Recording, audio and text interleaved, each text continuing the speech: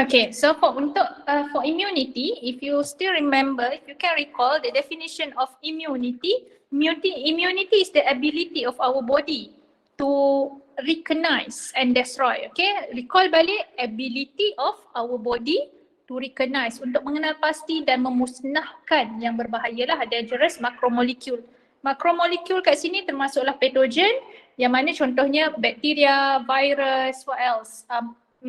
Toksin juga, parasite, lagi apa lagi, fungus, itu semua adalah contoh makromolekul yang berbahaya yang kita kena lawan.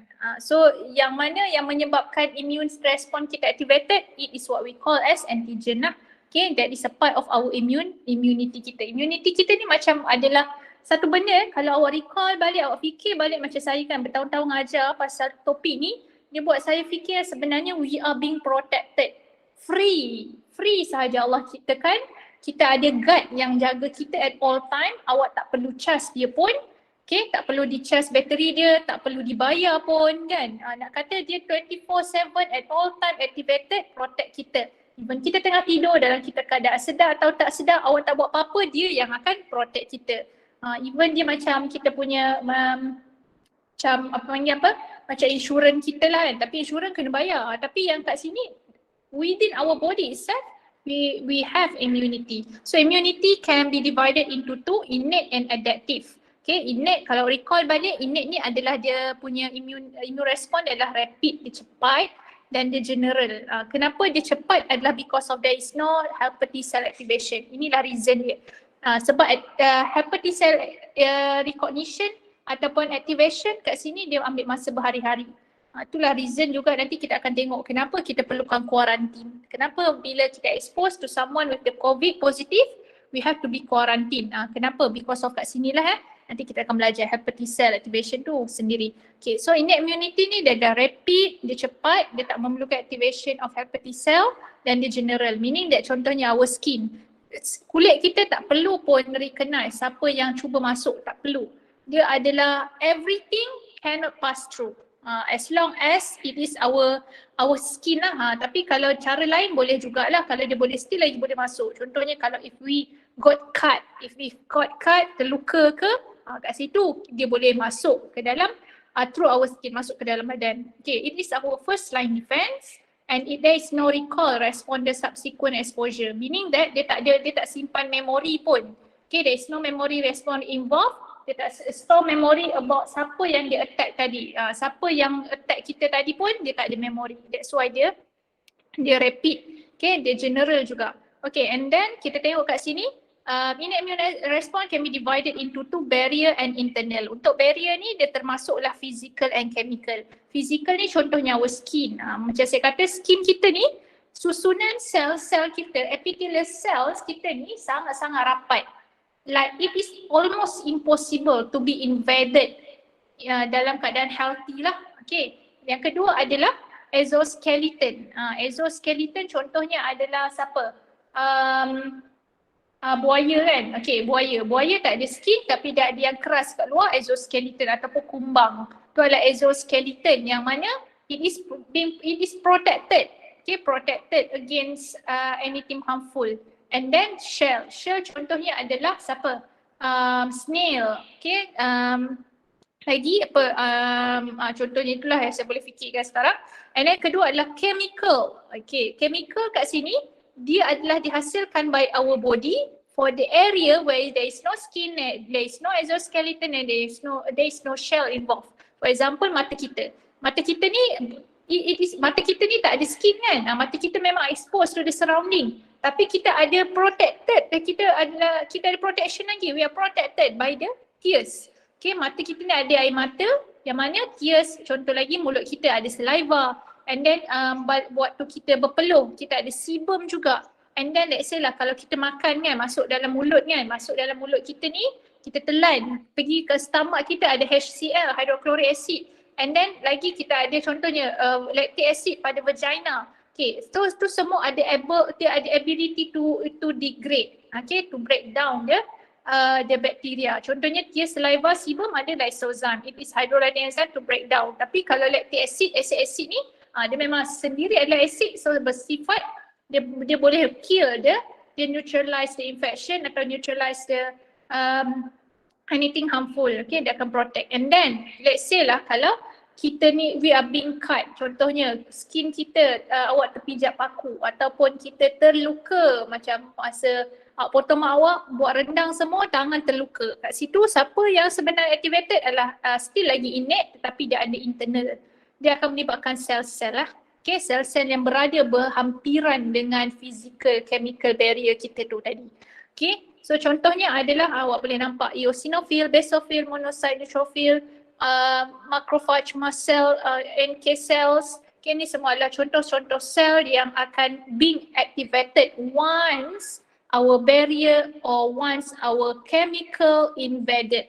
Okay, kalau diorang boleh melawan barrier tadi tu, dia boleh, kali ni kita ada another layer of innate cell, innate immune response yang mana dia akan protect kita pula.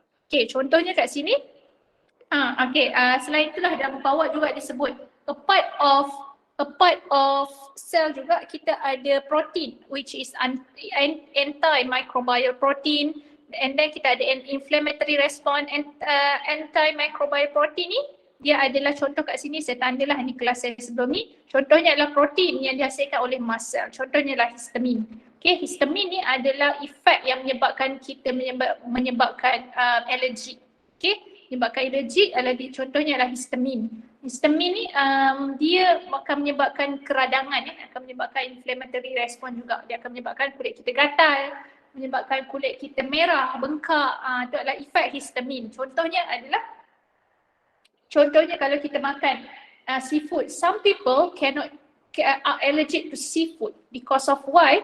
Because of our body recognize that the seafood as non-safe. Once they recognize it is as non-safe, so it should be attacked. Okay, so it should be attacked. How they attack is first is by releasing histamine. Okay, releasing histamine, effect of histamine, it will cause us allergic response. So kita akan gatal-gatal kan semua. So biasanya kalau pergi ke klinik, doktor akan buat apa? Dia akan inject awak kan, dia akan inject antihistamine.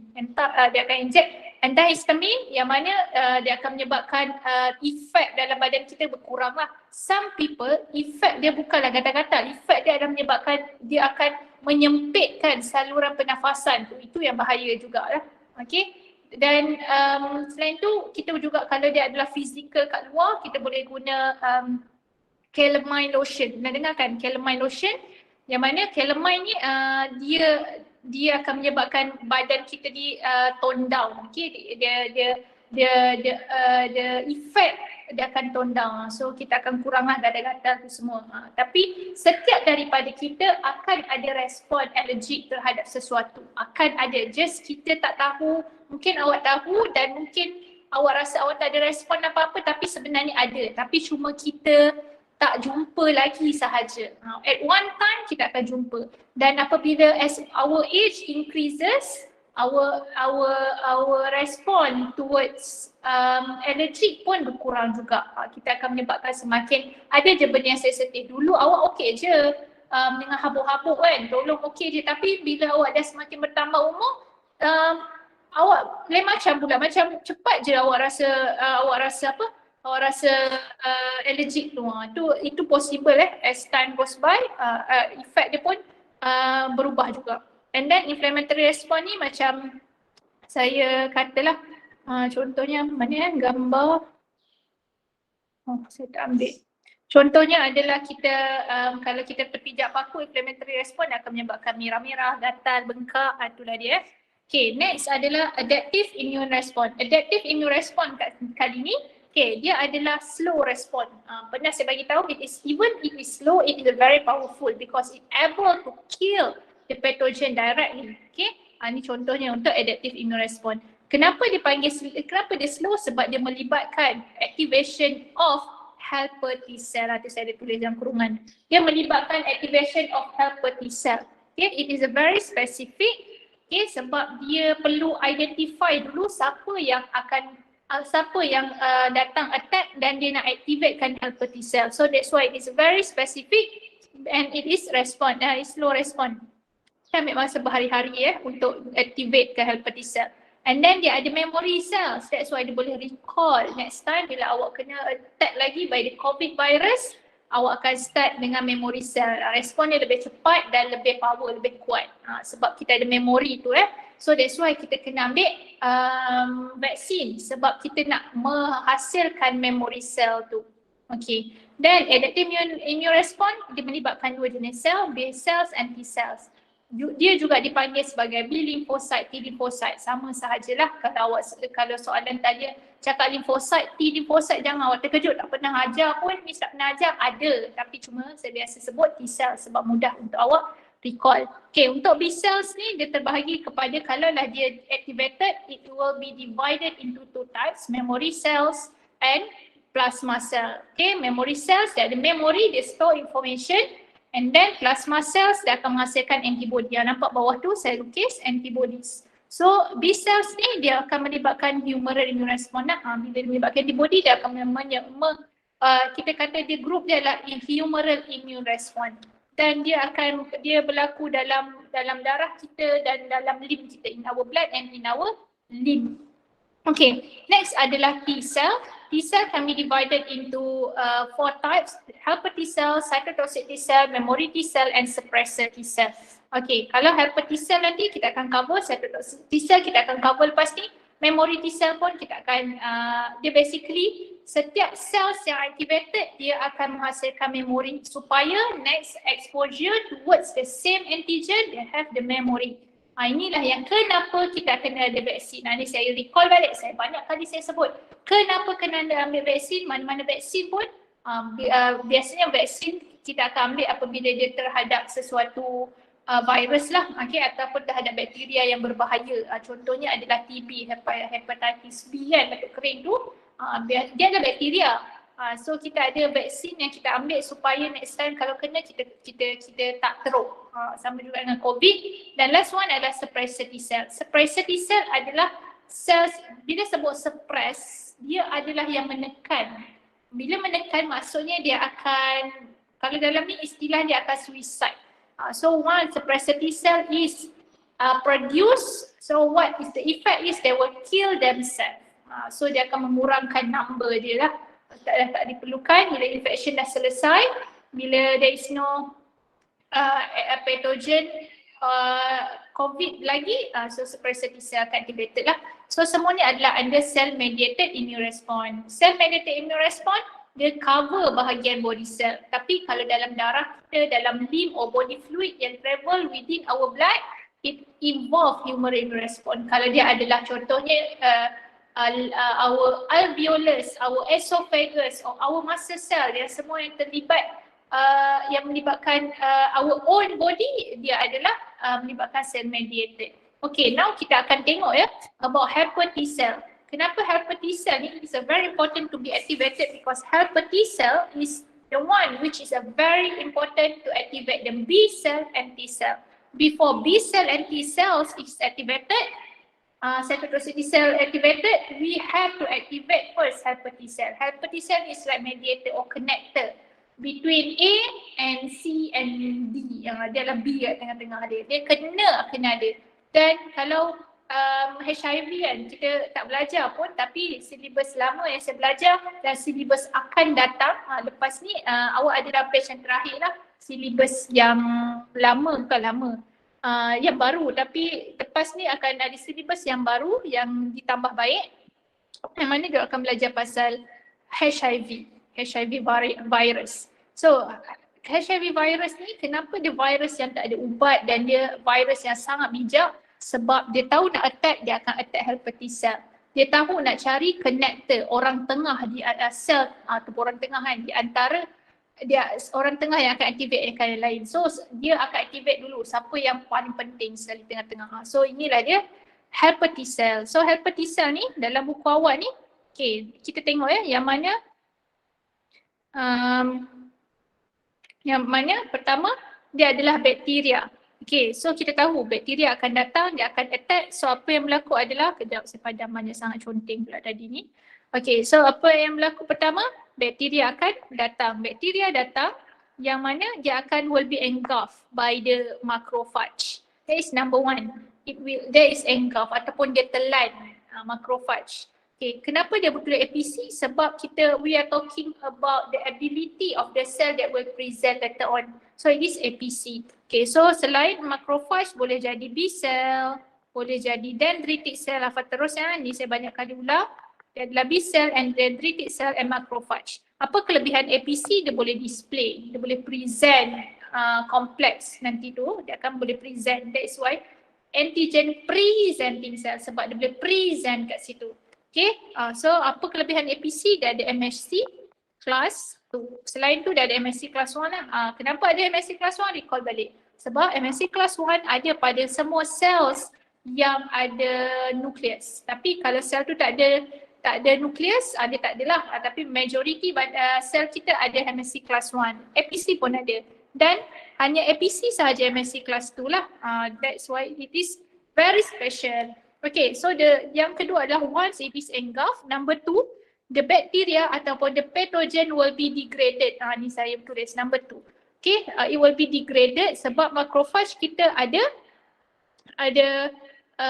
lysozyme. Dia ada lysozyme. Lysozyme is the hydrolytic enzyme that akan break down the bacteria or the pathogen into antigen fragment. Dia breakdown kan, it is not anymore bacteria lah sebab dah kecil-kecil. So dia menjadi fragment yang kita panggil sebagai antigen fragment. Okay, and then the number 3 is here. Awak boleh nampak dalam gambar tu, number 3, antigen tu dia pergi ke MHC class 2 molecule. Okay, so apa yang berlaku adalah antigen bind to the MHC class 2 molecule. Okay, dia akan membentuk MHC class 2 antigen complex. Dia akan membentuk kompleks kat situ Okay, and then number 4, okay, awak boleh nampak number 4 kat sini apa yang berlaku. Okay, the complex tadi will be bind, dia akan keluar and then dia akan bind on the surface of APC. Dia akan bind on the surface of macrophage kat sini lah. Okay, dia akan bind and dia akan present. Itulah dia. So the complex tadi yang dah terbentuk, dia akan bind on the surface of APC and dia akan present. Okay, dia akan present. That's why dia adalah antigen presenting cell sebab dia boleh present. Dia present kepada siapa? Dia akan present kepada immune cell. So immune cell siapa yang akan respond to the presentation tadi adalah helper T cell. That's why kita panggil dia helper. Sebab dia adalah sel yang pertama sekali akan datang untuk melindungi badan kita. Dia akan datang, dia akan respond to the presentation tadi. Okay, so helper T cell, that's why dia dapat nama daripada daripada help. Dia adalah sel yang akan help kita. Okay, next apa yang berlaku adalah, okay, helper T cell tadi dia akan bind. Okay, dia recognize kan tadi. Dia akan respond dengan dia akan bind to the complex. Itu respon dia, okay. Dia akan bind to the complex, bind to the antigen MHC class 2 complex, and then dia akan bind kat sini melalui via CD4. Take note it is CD4. CD4 ni adalah accessory protein untuk helper T cell. Dia nak memastikan yang binding tu adalah binding yang betul. Dia memang akan, sebab CD4 sahaja boleh bind pada MHC class 2. Tu dia. Okay, and then apa yang berlaku adalah once CD4 ni dia dah binded to the complex, so APC sekarang akan secrete interleukin 1. Tu dia.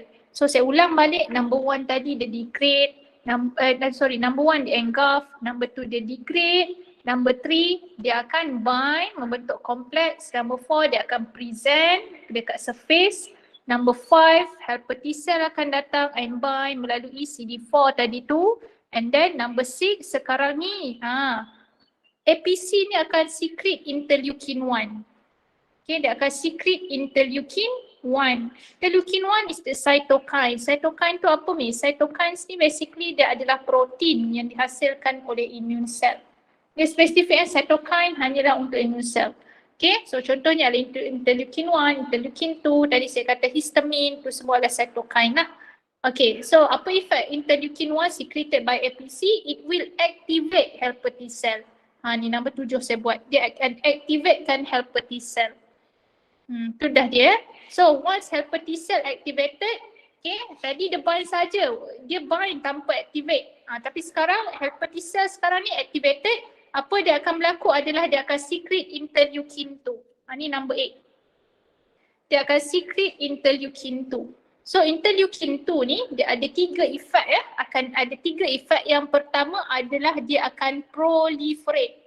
Dia akan proliferate helper T cells. Activated helper T cell. Meaning that dia akan menambahkan lagi dirinya yang banyak yang activated tadi. So sekarang helper T cell dia activated, dia bertambah banyak. That's why juga kenapa sometimes bila kita sakit ataupun kita demam ke apa benda, kita punya lymph node tu semua tu kenapa dia bertambah besar. Macam kalau doktor kan check bawah dagu kita ni, okay, bahagian lymph node kita tu kenapa bertambah besar bila kita ada infection? Kat sini lah sebab banyak proliferation berlaku. Proliferate, bertambah banyak.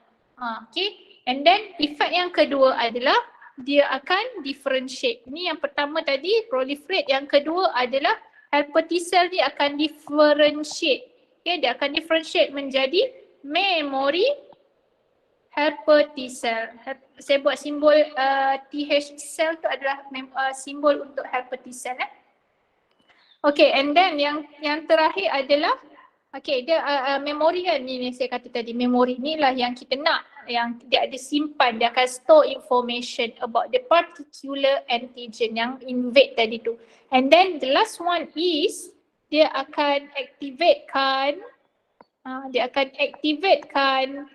cytotoxic T cell and dia akan activatekan B cell. Ni dia yang ketiga ni yang kita nak. Okay, dia akan activatekan cytotoxic T cell and B cell. So sekarang ni ini sahaja cerita pasal helper T cell. Kita cerita bagaimana dan efek kepada helper T cell tu. Okay, ingat ya, once helper T cell ni activated, okay, dia akan secrete interleukin 2. So interleukin 2 ni dia akan menyebabkan 3 efek. Take note, dalam muka awak tu mungkin ada buat ayat-ayat tapi saya simplifykan ada 3. So first one is dia akan proliferate into another helper T cell, activated helper T cell. So semakin banyak aktif. Dan yang kedua adalah dia akan differentiate. Okay, dia akan ambil sebahagian ni untuk menjadi memory helper T cell. Dia simpan memori. Okay, supaya next time tak perlulah lagi dia start dengan CD4 tu semua, tak payah. Dia terus dah ada memori sebab dah simpan information. And then last one adalah dia akan activatekan cytotoxic T cell and B cell. Basically dia akan activatekan humoral dan cell mediated immune response. Ni dua ni. Okay, dia akan activatekan cell mediated immune response and humoral immune response. Yang mana humoral ni nanti akan menghasilkan antibodies yang kita nak lah. Okay, so itu yang pertama. Kita ada beberapa benda yang kita nak cover hari ni. Okay, and then yang kedua adalah, okay, ini adalah humoral immune response. Humoral immune response. Okay, humoral immune response tadi dia melibatkan antibodies. Dia melibatkan antibodies. Okay, so macam mana antibodies ni dihasilkan? Itu yang kita nak cerita pasal humoral ni. So kita akan cerita dengan macam mana kita akan start dengan activated helper T cell tadi. Okay, kita tahu activated helper T cell akan secrete cytokine. Okay, cytokine yang terlibat adalah interleukin 2. Saya buat simbol IL2. IL2 adalah interleukin 2. Okay, dia akan secrete interleukin 2. So what is the effect of interleukin 2? It will activate. Since dia adalah humoral, remember dia adalah B cell. Jangan awak mengadang dia buat T cell, cytotoxic T cell. Salah. Dia akan activate B cell. So B cell ni once it is activated, dia akan, inilah dia akan proliferate and differentiate. Setiap kali apa-apa sel yang activated, dia akan proliferate. Saya buat simbol tambah and differentiate. Okay. Maksudnya dia akan memperbanyakkan diri dia dan dia akan menjadi sel yang lain. So dia akan differentiate menjadi 2 jenis sel, iaitu memory B cells and also plasma cell. Memory B cell dia ada information about that particular cell. That particular antigen juga, pathogen tu semua dia disimpan memori. And then yang kedua adalah plasma cell. So plasma cell ni lah yang akan secrete the antibodies. Okay, yang mana antibodies ni dia akan travel in blood. Ingat ya, antibodies ni dia tak pergi random-random. Dia pergi, dia travel in blood, dia travel in lymph. Okay, apa effect dia? Antibody cannot kill the pathogen, it just can inactivate. Dia boleh inactivate. Caranya adalah dia akan hurung lah. Macam dia akan buat cluster, so dia akan mengaktivatekan bakteria dengan tutup lah basically bahagian epitope. Epitope tu adalah bahagian bakteria yang kawasan tu yang akan menyebabkan aktif. So dia akan tutup bahagian-bahagian tu. Dia adalah istilahnya epitope. Epitope. Okay, epitope ada dalam buku awak. Kalau baca balik, dia ada. Okay, so itulah dia. Then yang seterusnya, yang macam mana cell mediated immune response activated. Yang kedua kan, yang tadi humoral, sekarang ni adalah cell mediated.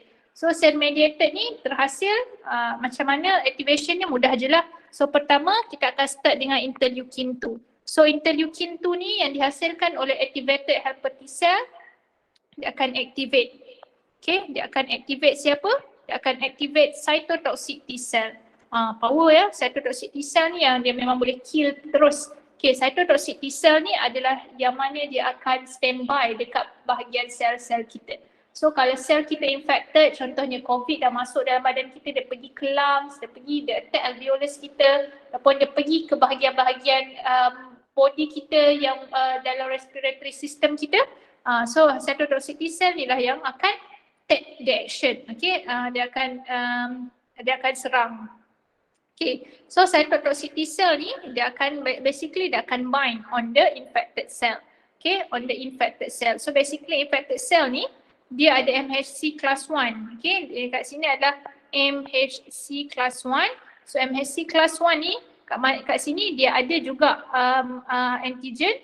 So kat sini dia akan detect lah yang mana cytotoxic T cell dia akan bind on the infected cell melalui accessory protein tu adalah CD8.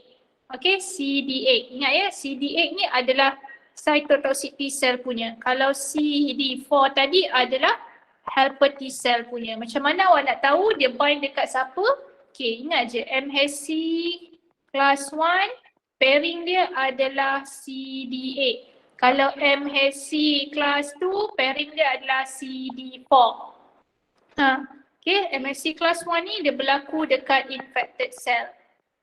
Dia dekat infected cell. Tapi MHC class 2 tadi dia melibatkan APC.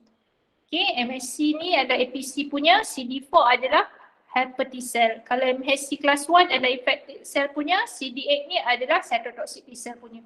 Apa Miss cakap ni? Nasib lah awak kalau tak faham ni, make sure awak take note dan baca balik atau tanya saya.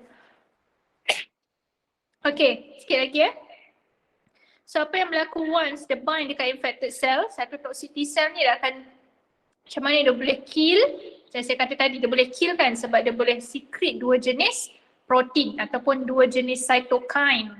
Okay, macam saya sebut tadi, cytokines adalah protein yang dihasilkan oleh immune response, immune cell. Okay, so protein kat sini adalah perforin and granzyme. Okay, so perforin yang dihasilkan oleh activated cytotoxic T cell kat sini, okay, dia akan create pores. Okay, dia akan create pores. Nama dia pun dah lebih kurang, perforin. So dia akan create pores.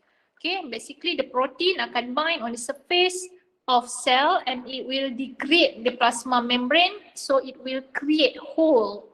Okay, next adalah the granzyme akan dihasilkan.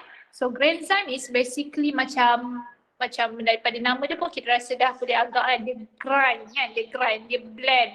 Okay, dia breakdown. Inilah dia. Okay, dia breakdown. So basically granzyme ni akan masuk ke dalam sel, dia akan bind on the surface and dia akan masuk ke dalam sel melalui pores yang tadi yang created, so dia akan breakdown the internal and the external component of the cells kat situ.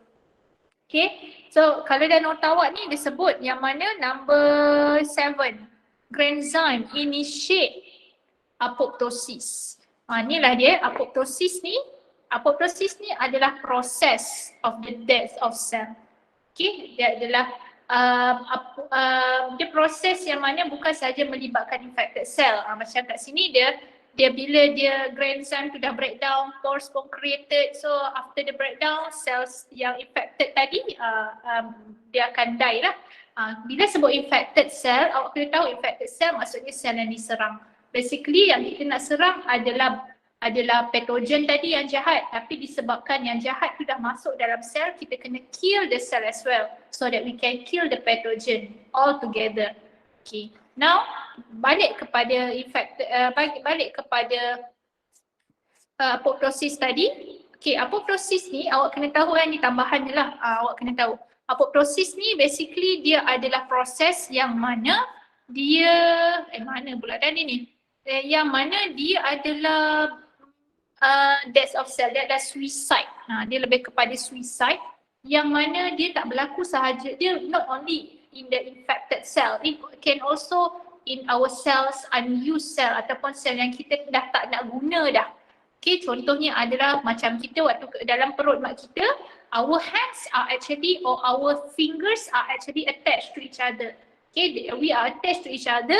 So bila kita dah nak lahir, when we are going to be born, okay, nak kata akan start berlaku apoptosis. Okay, nak kata cells in between our fingers are degraded, berlaku apoptosis. Sebab apa? It is ready for us to live in dunia ni lah. Okay, so kita dapat our digit, okay, our finger digit kita ni, jari kita ni ada jari lah, so kita panggil jari kan, sebab dia ada individu jari. Before that, they are attached to each other.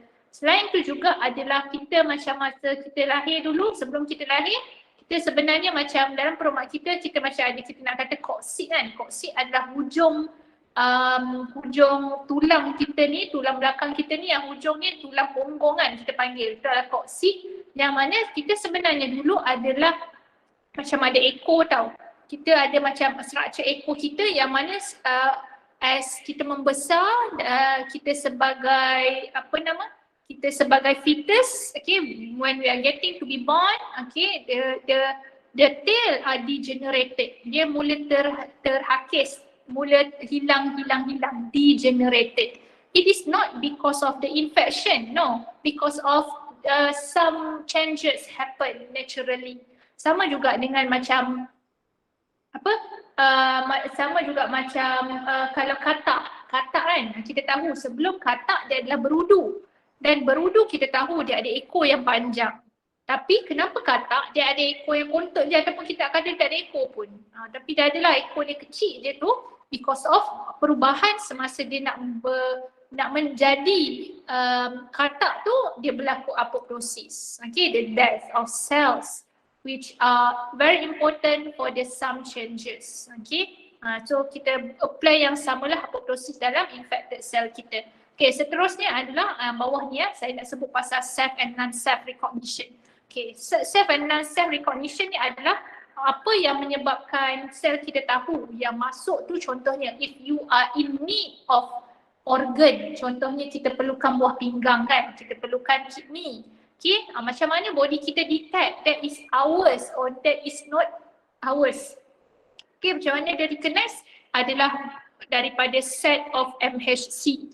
Set of MHC. Setiap daripada kita ada MHC set yang berbeza. Even awak adalah kembar, awak ada kembar seiras, sama placenta dulu, tak ada. MHC memang akan berbeza juga. Okay, sama juga dengan macam kita kata fingerprint kita. Okay, kita ada fingerprint berbeza, tapi untuk recognize sama ada awak ni adalah nak organ transplant kan, nak donate organ, tak menggunakan cap jari. Tapi macam mana badan kita recognize, doktor akan menggunakan set MHC. MHC ada pada semua sel. Pada semua sel kita ada MHC. Kalau recall balik, saya malaslah nak recall banyak. Dia adalah glycoprotein. Basically glycoprotein ni lah yang menentukan itu adalah kita atau tak. Dia juga sama juga menentukan. So awak makan tu adalah, makan tu contoh kita makan kan. Bila kita makan benda yang bukan diri kita. Tapi badan kita akan recognize. Itulah kepentingan recognition tu. Dia kena tahu siapa yang masuk dan apa yang perlu attack. Dia tak boleh salah. Salah habislah kita. Contohnya macam allergic. Allergic adalah disebabkan body kita detect self as non-self. Dia salah detect body kita tu body kita yang berlaku. So sekarang ni yang kepentingan MSC ni adalah ni lah sebenarnya dia bertindak sebagai safe marker. Dalam buku awak ni dia sebut sebagai safe marker. So safe marker adalah dia penentu kita ni adalah sel yang masuk tu adalah penentu itu adalah kita atau tak. Okay, so let's say lah kalau lah kita perlukan organ transplant kidney tu kita tak dapat daripada family members kita tapi kita dapat daripada organ donor yang mungkin orang tu baru je meninggal dunia. Biasanya macam tu lah. Baru je orang tu meninggal dunia kalau saya lah sebab saya tengok cerita apa nama Grey's Anatomy. Kalau awak memang registered as the organ donor biasanya awak kematian awak ni lambatlah nak dikebumikan sebab your organs are not yours anymore. It is belong to living people out there. Okay, so apa yang berlaku adalah contohnya kidney daripada orang lain yang bukan kita tak kenal pun siapa orang tu tapi kita dapat. So badan kita akan detect dia adalah bukan milik kita. Okay, tapi apa risiko dia adalah since dia bukan milik kita, body kita akan attack. So siapa yang akan attack tadi? Tadi tu cytotoxic T cell tadi tu. Dia akan secrete porphyrin, dia akan secrete granzyme, dia akan break down the cell. Tapi the breakdown the cell tu dia akan break down organ. Dahlah kita memang perlukan organ. Sekali dah lah susah nak dapat. Sekali kena pula attack. Betapa sangat berhati-hati, sangat banyak risiko yang berlaku. So apa yang berlaku adalah polis mana datang kan. Doktor akan bagi kita immunosuppressant drug, cyclosporine. Dalam buku awak ni, cyclosporine adalah immunosuppressant drug which is the drug that will suppress our immune response kita. Bila suppress dia akan menekan sikitlah immune response kita supaya dia lebih rendah. Okay, tapi ada risiko dia. Efek dia adalah badan kita boleh menerima organ tu tetapi side effect yang berbahaya adalah kita mudah kena sakit. Sebab kita immune response kita yang rendah tu dia akan menyebabkan kita mudah demam, mudah benda yang basic-basic je. Tapi kita biasanya kita tak sakit tapi disebabkan kita ambil drug tu kita mudah sakit, mudah demam, sikit-sikit mudah je kena sakit Tapi kita nak kata itu adalah risiko yang awak kena ambil lah. Sebab kalau tak ada organ kita mati. Tapi disebabkan tu kita perlukan organ tu so kita kena bear with the side effect. Okay, jangan keluar dulu, sabar. Okay, the last one is ni adalah part the last for the last semester. Okay, the primary and secondary immune response. Okay, so ini adalah we are talking about the antibody we are talking about the antibodies. Antibodies kat sini yang mana primary immune response, secondary immune response, antibody dihasilkan berbeza. Contohnya adalah yang dalam graf ni awak tengok bila kita infected by contohnya COVID ataupun awak ambil vaksin. Biasa COVID lah saya nak ambil mudah. Okay, so pada hari pertama kita nak kata awak boleh nampak antibody ni tak dihasilkan lagi, tak ada antibody. Dalam 6 hari, there is no antibody tetapi badan kita dah kena serang dah. Apa yang berlaku is there anything happen? Since there is nothing appear on the graph, is there anything happen? Yes, even there is nothing appear on the graph, something happen, something definitely happen. Okay, apa yang berlaku dalam masa 6 hari ni adalah kita nak kata yang tadi lah activation of helper T cell. Activation of helper T cell. Ini yang berlaku semasa 6 hari.